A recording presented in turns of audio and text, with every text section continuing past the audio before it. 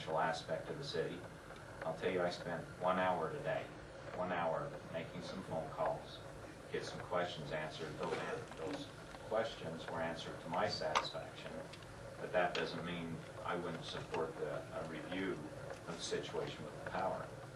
It's not hard for me to sit and do some math, and initially when I saw the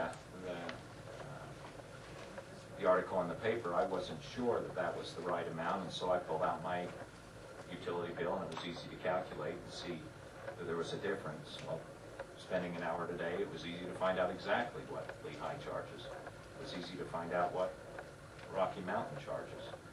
It's not hard to look at the gradient scale of Rocky Mountains and Lehi's and see, well, if we're spending 2 cents more a month during the summer for 6 months, but we're spending 1.5 cents less in the winter, you know, the rates are pretty equivalent. I mean, you can twist the numbers however you want. They're pretty equivalent. And I know you can believe what you want to and what you're comfortable with believing. That's fine. But I'll tell you the one thing I found interesting today is in my conversations, I called Rod Olson, which was here, and I said, Rod, tell me about the rates. Tell me, what were they derived? And he told me that rate, the 8.76, was established in 2001 when we had low power rates, or excuse me, low power when there was problems with power throughout the western United States, and they were established at that time. He also told me, he said he and Ed Collins had talked in length about reevaluating those costs before Ed left, and he felt that it was probably appropriate that we do reevaluate those rates and see if there's an opportunity to lower those. He wasn't trying to scam anybody. I don't think there's a person here trying to take advantage of the public's pocketbook.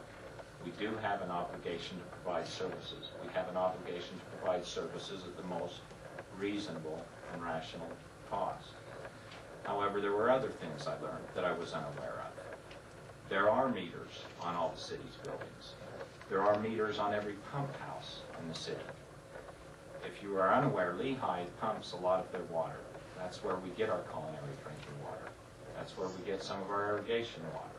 Those pumps are very expensive to operate, and every time, and they have to turn on several times daily.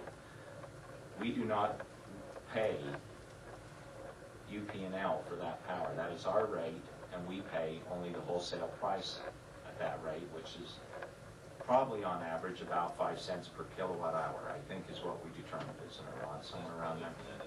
Kind of a blended mix because it changes depending on the current market value. So in all honesty, there are a lot of rates out there that reduce tax dollars that citizens are paying because of we have our own power system. We're able to provide power to public facilities at the wholesale rate instead of the commercial rate that we would be paying in Rocky Mountain. There is a benefit to that. Now, whether or not that's a greater benefit than other issues that may occur, I don't know. And that is worth looking into. I definitely think it's important to evaluate this rate periodically, and we probably should have done it earlier before now. But the fact is we can throw darts at each other and say somebody's evil, somebody's taking advantage of the city, we're being raped, however you want to put it. I personally do not believe that's the case. I personally believe that it's important for us to evaluate this system, evaluate it regularly, make sure the citizens are receiving the proper service for the proper rate. And this is part of that process. I think the point I'm trying to make is it's very easy to get the information. It's not hard, and that's probably the procedure that should have been followed initially.